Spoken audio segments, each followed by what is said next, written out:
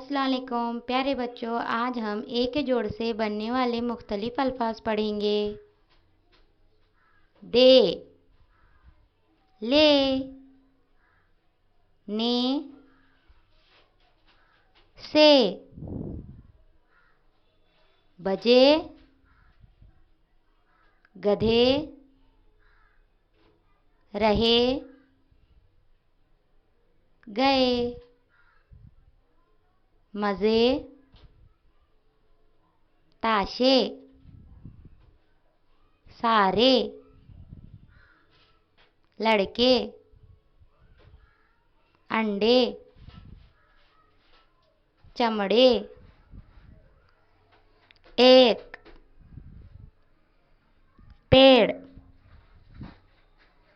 सेब, शेर, खेल, बेटा, केला, तेरा, मेरा, तेरी, मेरी, मेरे, तेरे, करेला,